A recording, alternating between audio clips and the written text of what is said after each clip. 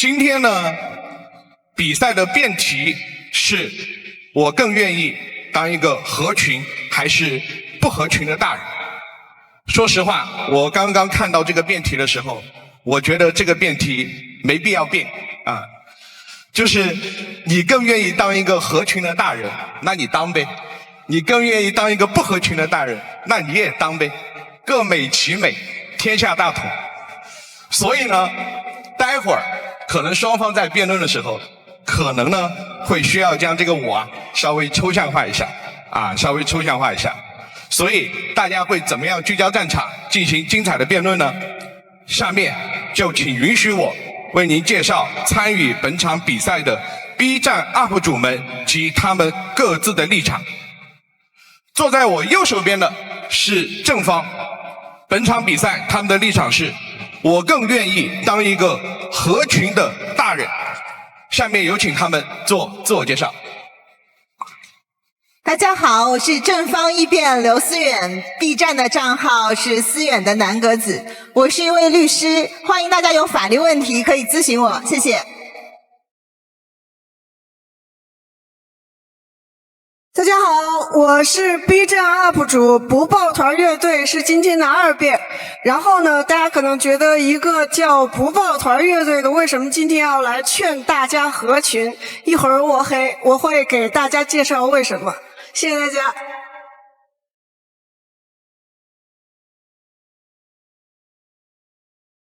大家好，我是心理学于院，来自中国政法大学心理系。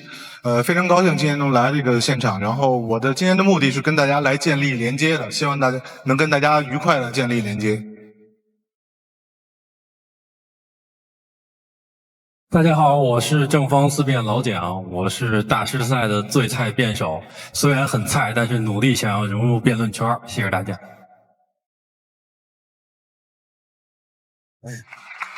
万万没想到啊，在只有9个人的舞台上，就有2个律师。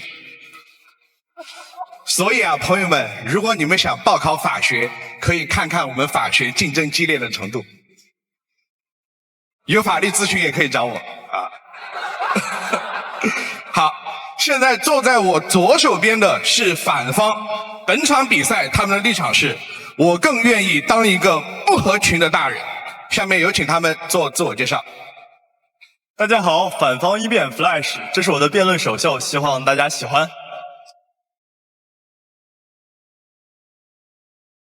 大家好，我是反方2辩 Adam 陈老师，欢迎大家到来，大家玩得开心。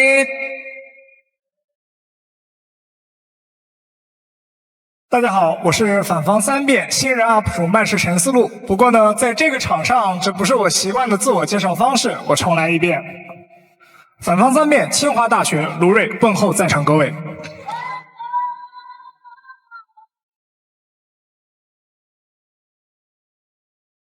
大家好，我是 UP 主孟章，也是反方4辩第3年站在这个舞台上，很高兴又见面了。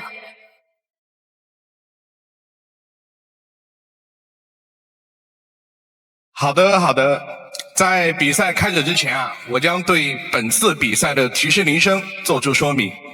当总时长以及自由辩论时间剩余30秒时，大家呢将听到1声铃响。当总时长以及自由辩论时间用尽时，将有2声的铃响。届时呢，就请朋友们停止发言，因为我也是老主席了，去年也是我深刻的知道UP 主们呢可能对规则的遵守还是有待加强的，所以今年呢，希望大家有所进步，毕竟我们场上可有至少2名法律人啊。好，所以现在我宣布啊，2025哔哩哔哩新国辩 UP 主跨界表演赛的比赛正式开始。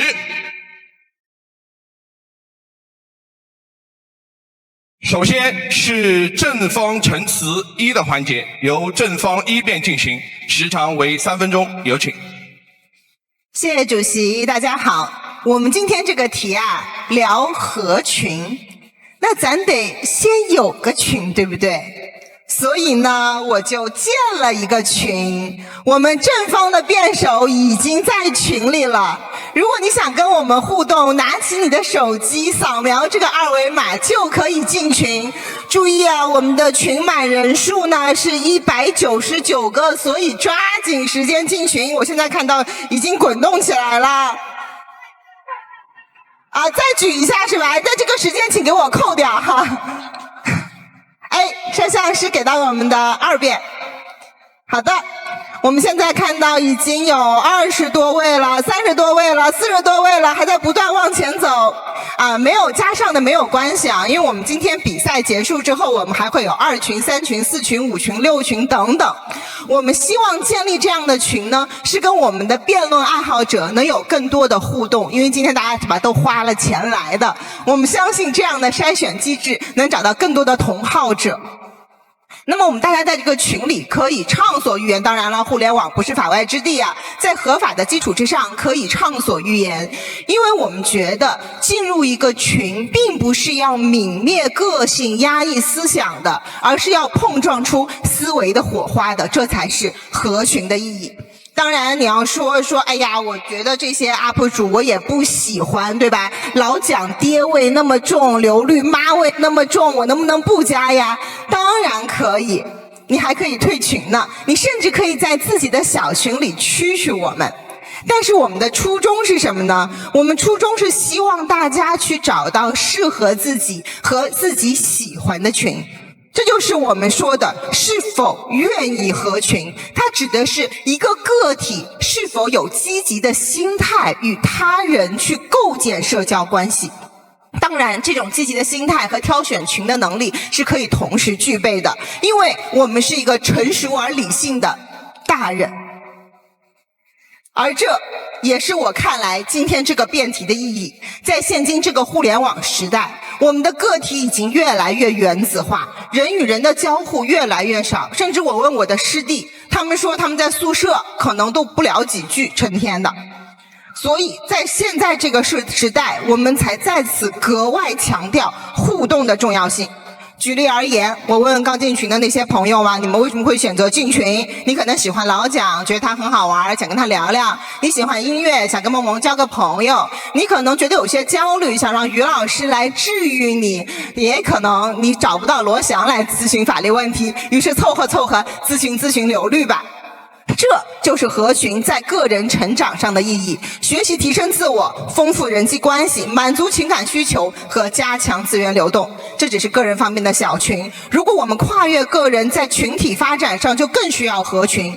合群可以增加人力资源，一个人没有办法火箭送上天，但一群人可以。合群可以增加思维碰撞，人治与理治兼爱非攻，依法治国诸子百家，构成了我们的思想基础，让我们一群人一起走得更远。所以还犹豫什么？快加群！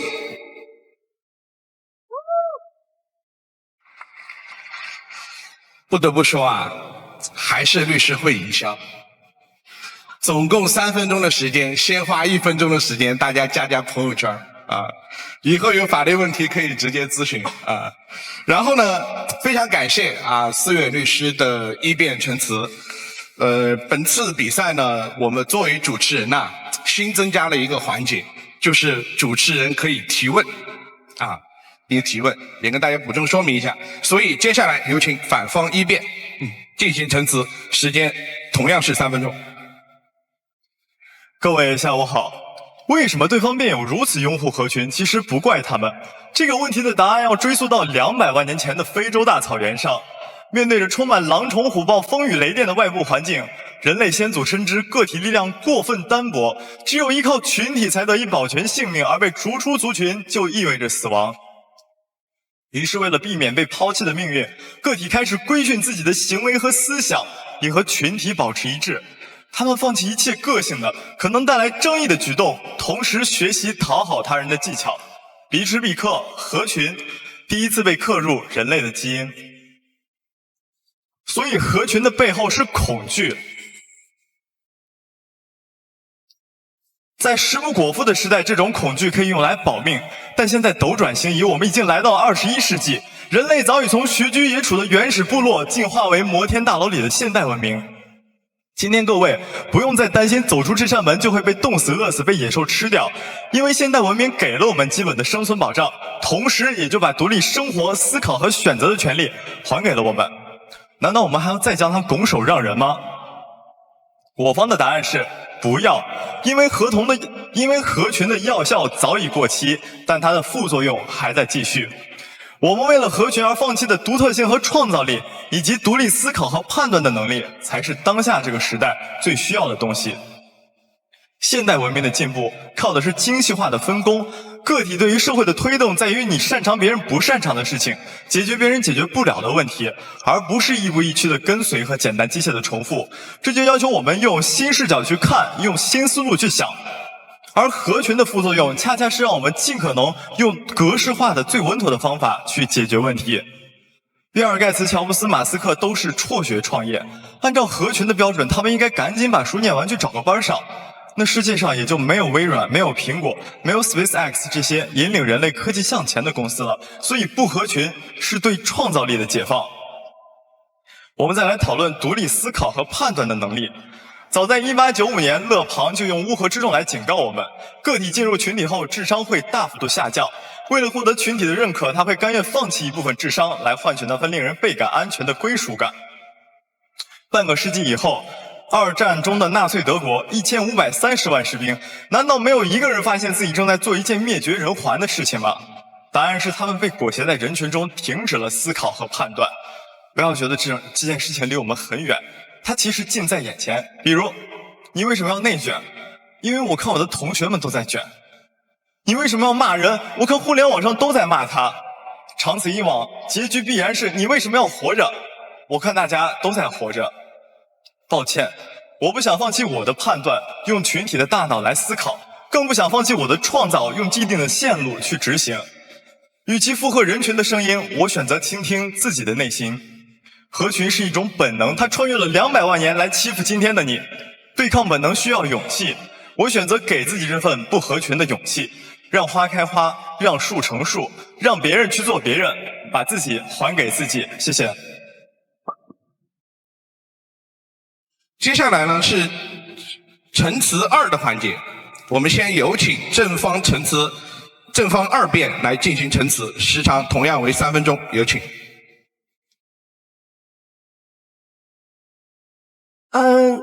我之所以叫不抱团乐队，这个不抱团并不是不合群的意思，不抱团的意思恰好是我们要独立思考。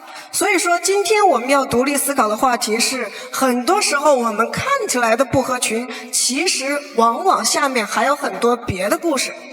比如说我给大家举一个例子啊，大家在大多数时候说我们要不合群的时候，其中最常见的一个理由就是我们要找到一个完整的独立的自己。这个观点听起来好像是没有什么问题的，但是山本耀司有一句话叫做你的自我其实是看不见的，只有他走出去碰到一些东西，然后再反弹回来，我们才能看见那个清晰的自我。也就是说，和大家想象的正好相反，你想找到一个完整的真实的自我，其实恰恰要合群，你才能找到那个真实的自我。如果不是碰出去然后再反弹回来的，你找到的那个很可能是你妄想中的自我。另外一个我们常见的现象就是，我们很多的朋友觉得不合群，我就可以保证一个小众的高级的审美。比如说有一些朋友特别喜欢听 indie， 就是独立音乐，然后呢那个独立音乐人红了之后，他马上就不喜欢了。然后呢另外有一些朋友喜欢穿独立小众厂牌的衣服，然后当这些独立小众厂牌变成大街上所有人都喜欢的厂牌之后，他马上又不喜欢了。那么这样的朋友，其实你想声张的并不是你的独立的独特的审美，很可能你坚持的一个东西就是和所有人不一样。也就是说，你在排斥那个真正的自我，你在排斥那个普通又平凡和大家大多数人都一样的那个自我，但是这个自我恰恰是我们要拥抱了之后才能获得自由的。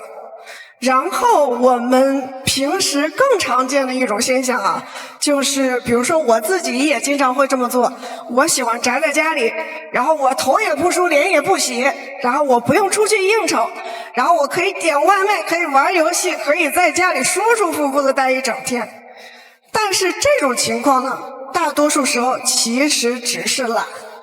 大家要知道，人生是起起伏伏，我们伏其实是为了再起，人生不是伏。所以说，在我们现在这个时代，个人主义和自由主义其实已经非常泛乱了。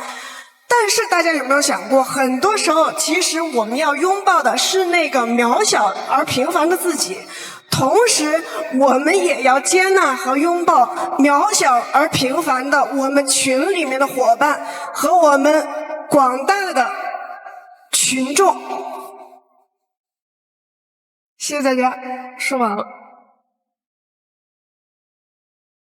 好，非常感谢正方二辩。下面我们有请反方二辩来进行陈词，时长同样为3分钟，有请。到我了哈，稍等一下。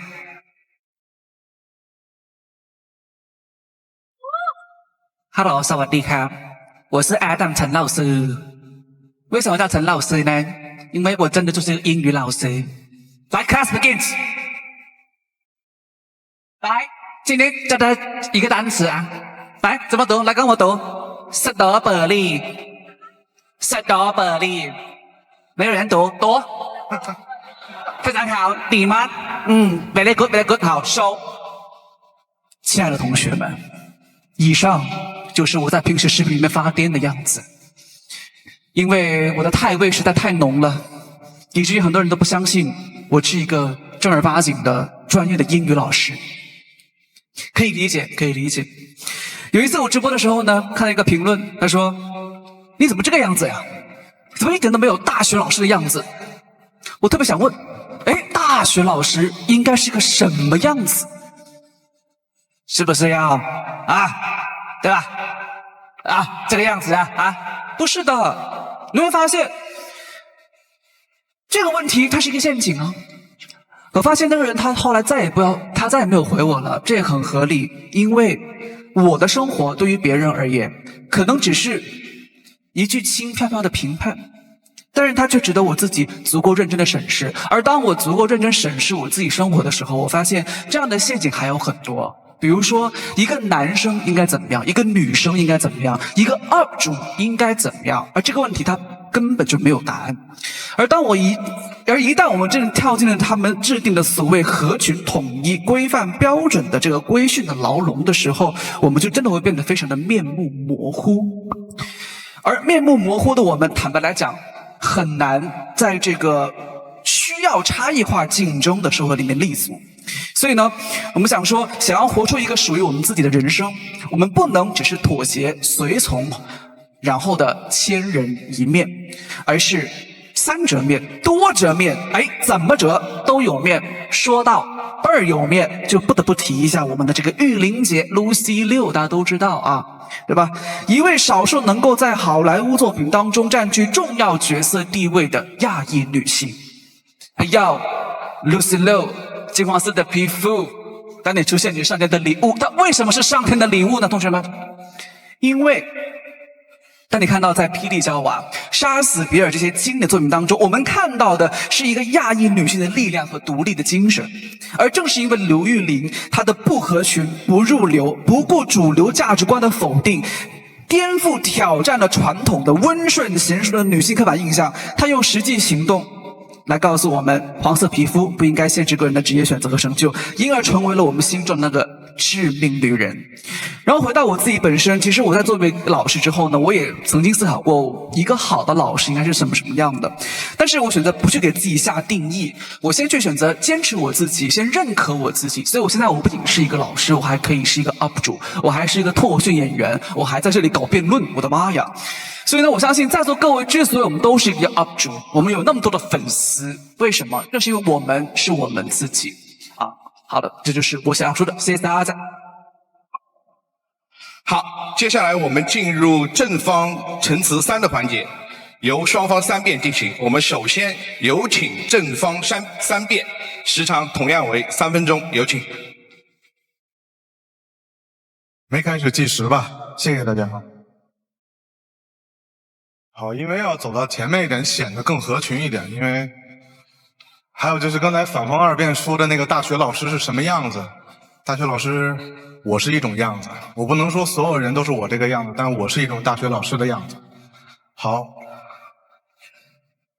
开始了，计时了是吧？好，开始。想问问大家见没见过一种人啊？就是说特别不爱参加集体活动，群消息也不爱回啊。干什么都特别随性，然后你发现啊，这种人他还在群里，他还没有被群体抛弃。这是我们说的广义的大群啊，就是说只要你不违反群规，你就是合群的。此时他满足了一个存活的要求。那什么是不合群呢？就是这件事对你来讲，存活这件事对你来讲不重要，你不 care， 你也不在乎。表现出为什么呢？就是这个群里天天唱反调啊，或者说一言不合就退群啊。比如说发了红包了，哎，他还进来了啊。还有一种情况就是干脆我就在群里搞黄色、反社会。我不知道大家身边有没有这样的职场孤勇者啊？那很多人说了，大群我不快乐，可你是大人了，快乐是能在大群里实现的吗？所以我们需要学会用小群来养大群。那何为小群？心理学家马斯洛提出的需求层次理论啊，解释了一种我们骨子里希望被认可的归属需求。那归属需求啊，解释了我们所有人际关系的必要性。那说人话讲，人际关系归属需求就是我刚才说的，我们需要连接。那说到连接，你是不是就快乐了？那我问问大家一个问题啊，你有好朋友吗？快速回答，因为我这时间有限。没，都有吧？有人说没有吗？有人敢说没有吗？没人敢说，为什么？你身边的是谁？快告诉我，他不配有姓名，对吗？啊，所以说一个朋友都没有，显得你多不合群。所以非常恭喜大家，大家都是大人了。那拿我来说啊，我是学心理学的，我特别喜欢做跨界，我喜欢跟不同领域做一些交互的研究和合作。那因此我在不同圈子里都有一些朋友，但我不是一下就把这些朋友组队成功的，它涉及到一个长期的筛选过程。这个筛选过程从开始我们的合群到不合群，再到最终的合群，它可能会花费我们很长的时间，但最终要明确一件事儿，就是我希望我自己成为一个什么样的人。这个底层动机会让我们产生明确的方向感和归属感。就是你想拥有什么就去成为或者追求什么，毕竟谁不希望身边都是既能懂我又能理解我的人呢？好，那我现在在对那些外冷内热的朋友们说，你的需求真的可以被看到，你也真的是值得被爱。哪怕你说你是母胎 solo， 哪怕你说你一直被人拒绝，那你就更应该往前走出这一步。想象一下，当你感受到孤立无援的时候，你身边有一个朋友能迅速察觉到你的困扰跟担忧，然后你发现你的问题即刻得到了解决，这就是合群的力量，这也是合群的福利和红利。时间到了。那我最后总结一下，不好意思，合群一点啊，主持人啊。我希望不合群真的永远只是一个过程，这个过程中我们的虚假自我终将会被取代，我们会找到属于自己的圈子。但是在这个圈子里，我们扮演什么角色真的不重要，重要的是你在这个圈子里，而这个圈子就是什么？就是群。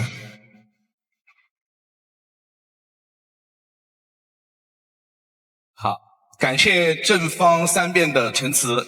因为正方三辩稍微超了一丢丢时间啊，所以我们反方三辩也可以再多一点点时间。下面我们有请反方三辩。好，谢谢主席。刚才正方三辩说他走到前面是为了更合群，我觉得他很不合群，怎么就你一个人站到前面来说话呢？对不对？好，那接下来我们来先讲，正方今天有一个很大的偷换，就是他们把合群偷换成了在群。什么意思？今天大家都在一个家族群里，相亲相爱家族群里，所以我们所有的人都是合群的人了吗？未必吧。如果我们过年回家的时候，那些家族群的亲戚都说赶紧结婚，你周围人都结婚了，你怎么还不考公？你这个人生要废了，千万不要吃外卖，你的血液会变成牛奶色的时候，你是从还是不从呢？马克思说了，人就是社会关系的总和，所以在宁芳这样的定义下，根本就没有不合群的人。我今天想讲的事情，就是想带大家仔细的反思一下，我们这种合群的规训，文化当中的规训是从什么时候开始的？你想，很小的时候，我们老师就会说这样一句话，至少我听过很多遍：所有人都穿校服，凭什么就你不穿？所有人上课都不插嘴，怎么就你话那么多？发现了吗？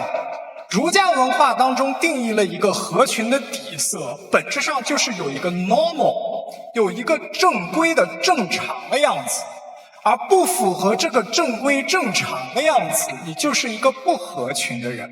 而 normal 它的词根是 norm 的意思是模具，所以儒家这种文化里有一个深刻的这个结构，就是他把社会的权力结构这种封建的这种过程固化成大众的思想，固化成一种教化，让所有人都认同他，然后他只要说一句怎么别人这样你就不这样，就可以让你一句话都说不出来。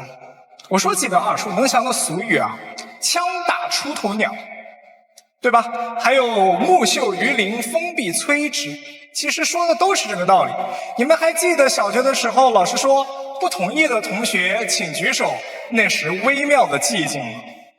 所以讽刺的事情是，创立出这个的孔子当年自己却是非常非常不合群。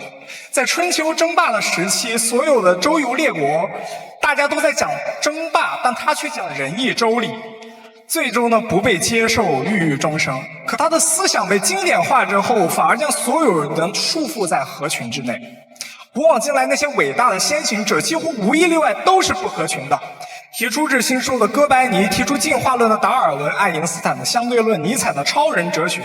斯特拉文斯基的《春之祭》在第一次上映的时候引起了警察的骚动，而爱因斯坦在当时被大家视为异端。还有孤身抗争皇权的海瑞，叫无父无君。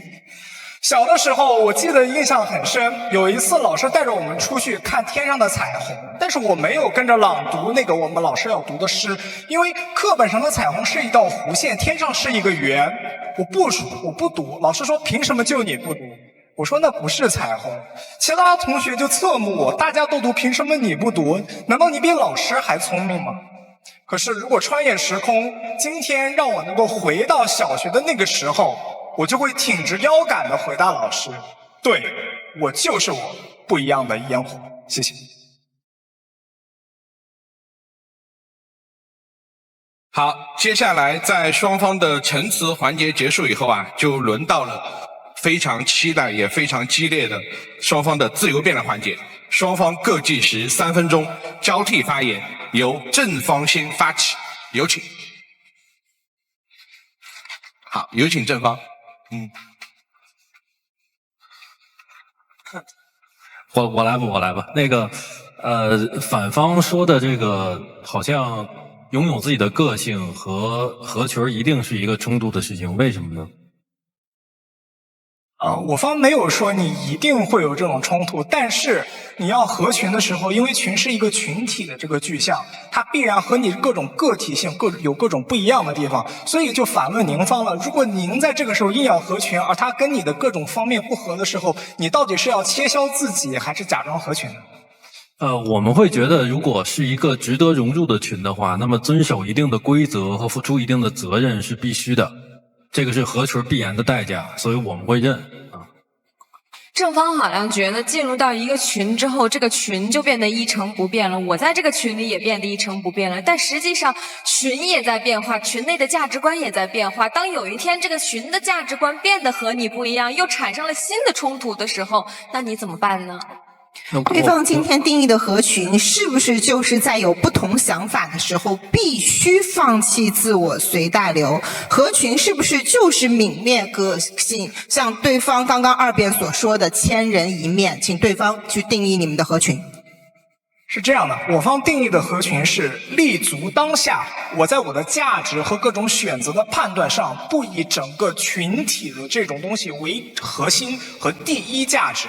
所以也许有可能我此时的价值和你的群是合的，我认同你的规则 OK， 那我就做，但这并不代表我合群，因为当我不认同你的时候，我依然会坚持做自我，这就是我们所说的不合群。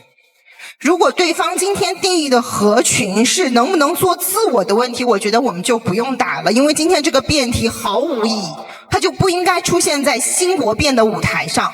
所以我们今天讨论这个辩题的意义，不在于在这个群体中是不是保持个性，而是回归大家初听到不合群这三个字，你想到了什么呢？其实是愿不愿意去建立社交关系，我搜不搜手，对吧？从而上升到社会原子化这一社会问题去探讨，它才有新国辩的一个意义所在。那么我想请问对方三辩，对方三辩是我的师弟啊，你今天说合群会接受很多的规训，所以我们不要合群。我想问，清华校风校训，行胜于言，自强不息，厚德载物，是不是规训？接收校风校训是不是不合群？好，谢谢你。我们说一个群体当中有一些部分，就是首先一点一点回应。第一，社交链接不是一个合群的人所独有的。就像我们很多我刚才讲的那些科学家，比如说费曼，比如说爱因斯坦，他们其实在学术上，在整个人格上是非常不羁的，但这并不妨碍他们有自己的这个圈子，他们有朋友啊。一个不合群的人，为什么就是一个没教养的孤家寡人呢？我不理解您说的这一点。第二，每个校训它是一个价值的宣扬，它不是一个管理群体的东西。请问学姐，您当年在清华没有办法必须要去上团建日的时候，你有没有感受到这个群的规训的？我们想问对方辩友，你从小到大会接受很多很多外界的声音，让你好好学习，让你不要作弊，让你和同学们和睦相处，让你不要欺凌弱小，这些是不是都是规训？规训的意思是，它是一个外界的直接强加给你的东西。我在我自己的交流当中，我感觉确实得与人为善，这会让对方开心，也让我开心，那我就会接受啊。我们所说的这个不合群，它可能带来的问题是，你以群体的价值作为最高准则，并在这个时候可能为了和这个过程而放弃了自己。您说是不是呢？我就想问您了，假如你现在是一个纳粹的军人，然后你为了和这个群，你是不是就要去屠杀犹太人？所以我们不要把所有的东西都归类为规训，而反感、抵触、不接受。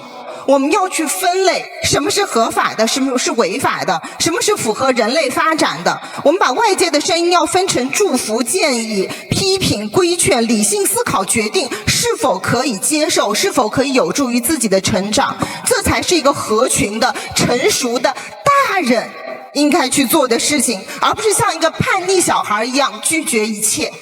对方辩友，我们说的束缚，从一个法律工作者的角度来说，我更愿意说成是规则、秩序与纪律。难道今天我们应该视这些规则与纪律为糟粕吗？对方一直在强调说，他们所谓的合群，不是让你合所有群，也不是让你一直合群，却说我们建议大家不合群，是让你去掉一切群，不要听一切声音。这公平吗？我们从头到尾都在说，我们没有跟大家讲这件事情。不合群也不代表我们是这样的建议，而是在那些我们脑海当中想起我这样做是不是不太对呀？我是不是跟别人不一样的时候，我们能不能脑海中有自己的声音，而不是只剩下沉默？因为我没有声音。那如果你只是在想象你的不一样，你关注点只是在你的不一样上面，你有没有注意到，有的时候少数不一样的人绑架了大多数？比如说我们看欧美的 LGBTQ， 他们现在在男厕所里面要放卫生棉条，请问这种情况是不是因为你坚持了你的自由和原则，所以你绑架了全部的西方世界的正常男人？告诉你，如果我是一个不合群的人，我就不会认同这个，因为 LGBT 在网络上是大多数的群。对方口口声声在说保持自我，可自我是怎么来的？从天上掉下来的吗？我当然可以周围当中借鉴，但是我要探寻自己，而不是以其他人作为模板。对，我们要从周围身上借鉴。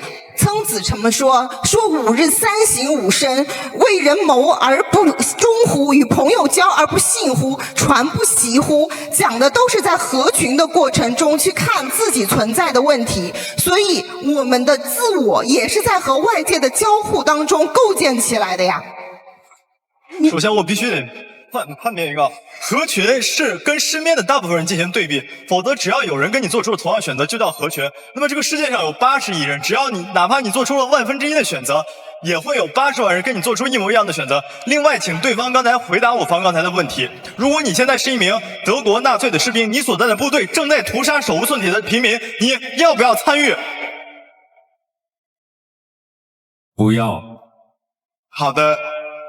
经过双方激烈的自由辩论我们接下来要进行总结陈词的环节，由双方的4辩进行。首先有请反方4辩，时长为4分钟，有请。我们刚才已经聊到世界战争的话题了，现在还是回到一下我们细微的生活当中，我们在什么时候最纠结自己合不合群这件事情？我想往往是那些非常容易被我们忽略的瞬间，而那个时候你的脑海中会响起一句话，那句话叫做这样是不是显得不太好呀？大家都去聚会了，我好累呀，但是不去是不是显得不太好呀？这个玩笑不好笑，但是大家都在笑，我不笑是不是显得不太好呀？大家都在骂他，可是我有点想为他说话，但说了是不是显得不太好呀？于是聚会我去了，我强颜欢笑，我保持沉默或者轻声应和，好像也还好吧，对生活其实没有产生什么影响。过往毕竟我也是这样过来的，但是这些小小的声音会变成一个个小小的惯性，这些被我们忽略的东西，最后让我付出了巨大的代价。2023年的夏天，有一个晚上，我接到了妈妈的电话。我妈说，第2天我的姥爷要出院，因为我姥爷不想在 ICU 里度过他生命最后的时间，所以在出 ICU 的那一刻，我姥爷的生命就开始了倒计时。医生说他还能坚持6个小时，于是我订好了车票，算好了时间，我第2天11点钟可以回到老家，我可以赶上我姥爷最后一面。但是在我临睡前，我妈又给我来了个电话，她说明天你的弟弟妹妹也要回来，你们作为孙辈儿的最好一起开车回来吧，其实你提前回来也帮不上什么忙，你别自己坐高铁了。挂了电话之后，我犹豫了很久，思前想后，第2天我把车票退了。从北京到宋庄回家的路上开了4个小时车，我一直害怕任何一个突然响起的电话铃声，但是最后电话还是响了，我没有见到最后一面。等我到家的时候，我姥爷已经合棺了，停在正厅里面。那是我长这么大唯一一次直面死亡，也是我长这么大唯一一次后悔我为什么要退票呢？姥爷下葬那天阳光特别好，但是我整个人湿漉漉的，我无数次责备自己，按照原本的计划我能赶上，我明明知道姥爷只能坚持6个小时，但是那天晚上挂了电话，一直有一个该死的声音在我脑海里面说，妈妈让我跟大家一起回去，如果我非要自己回去的话，是不是显得不太好啊？而正是这句话放大了我心中或许一起回去我也能赶上最后一面的那点侥幸。我一度以为只要我安慰自己没关系的，你是和大家一起回去的，大家都错过了没关系的，我就会觉得好一点，但是并不会。合群安慰不了我，也消解不了我的遗憾与愧疚，因为我非常清楚那个夏天我因此失去了什么。而我更加痛苦的是，我怎么会在那个明知如此，我却还做出了允许这一切发生的那个选择？我怎么会变成一个这样的人呢？正是那一刻我才意识到，合群带来的惯性会让人在不知不觉当中背叛自己，在无数次的背叛之后，你会猛然惊醒，那不是你，那不是你想要成为的人。你站在深渊当中痛苦，回头疑惑我为什么当初选择跳下来了。人的这一生群是合不完的，从家庭到学校到社会再到网络，有无数的声音告诉我该怎么做，但是最后我都听不到我自己的声音，我想怎么做。我特别喜欢有一本书叫《你当像鸟飞往你的山》，里面有一句话说，我的这一生都活在别人的诉说当中，那些声音铿锵有力，专制而绝对，但我从来没有想过我自己的声音也可以一样有力。而这一切的开始就是这句话，我接纳自己做个不合群的人。谢谢大家。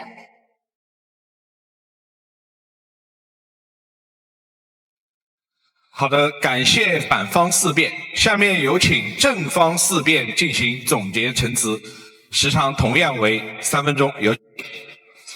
刚才这个正方辩友给我们试图渲染一个版本很旧的一个答案，就是说非常前现代啊，我们活在一个村子里边或者一个小地方，一辈子都出不去，这个社会规训的压力非常非常大。我的评价就是太过版本，这个版本太旧了。我们现在在一个什么样的时代？我们现在在后现代的版本里。后现代版本是我们处在原子化的孤独里面，对吧？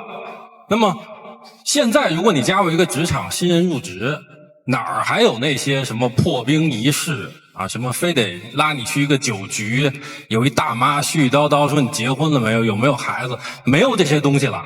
现在你进入一个职场，最大的可能性，一般的公司就是给你安排读一个员工手册，这么孤零零待一天，中午饭可能都不在一块儿吃，这是我们所处的社会里。那么在这样一个后现代的版本里面，孤独是唯一的问题吗？还不是，我们还有一大堆的现代化的困境。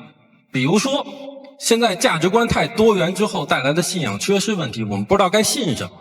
还比如说社会定义的成功异化了我们的选择，还比如说这个越来越复杂多变的外部世界会给我们带来很多困惑，还比如说数字化传播给我们带来的失真，我们不知道什么是真实。那么上面这些问题哪一个能够解决呢？都解决不了，全都解决不了。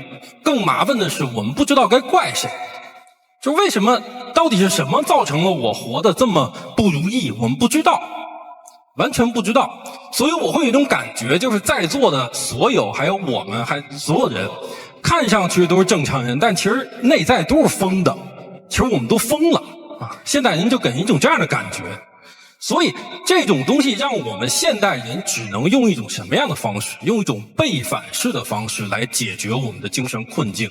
什么叫背反？就是我们要在我们的精神世界留出一块自留地，留出一块沙盘，用来发癫。所以抽象文学，所以抽象文化发疯文学才这么大行其道。因为只有这样，我们如果时刻冷静，我们就只能疯掉；我们只有偶尔疯癫，我们才可以冷静。这是我们面临的困境。那么我们需要去扮演巨婴来成为成人，我们需要去偶尔的用这种社会示范行为来维持一种内心秩序，我们也需要用癫狂来维持理性。那问题就是，那我问你，我们该怎么做呢？该怎么做？我的答案是，千万不要自己发疯，这件事不行啊！它的原理是什么？就是你一定要合群的融入一种集体的狂欢中，才能解开这个现代化的困境。这是必然要做的事情。为什么？因为它的原理是，如果我们自己发疯的话，我们缺乏一个观察别人的参照物。我们要通过同样发疯的别人来知道我现在不是一个正常的我来保持一个理性的基底，这样才能解开这个现代化的困境。比如说啊，在微圈里面，如果大家一起对着屏幕不知羞耻地喊出我要做佳恩小姐的狗，这没有任何的问题，这非常的纯粹，是一种纯真的美。但是你如果自己在家里学狗爬、学狗叫，然后舔屏幕说我要做佳恩小姐的狗，这是不行的，你会变疯。一个人面对股神你会掉散，你会疯掉，一群人面对股神才是克苏鲁文化。所以这就是我给出的答案。现代青年放下你的羞耻感，我们就可以正常的发疯，找到你的疯友，而且这件事儿绝对可以做到。现在多奇怪的、多抽象的、多乱七八糟的文化，多亚的亚文化都有，你一定能够找到你合适的、符合你审美的一起发癫的朋友。那么这就是我方的倡议，大家要合群儿，大家要不要自己凝视深渊，你会堕入深渊成为李火旺。大家应该做的是和一群人在深渊旁边蹦迪跳舞。好，那么希望大家能一起加入，旅行者们一起加入这场伟大和扭曲的冒险。元神启动。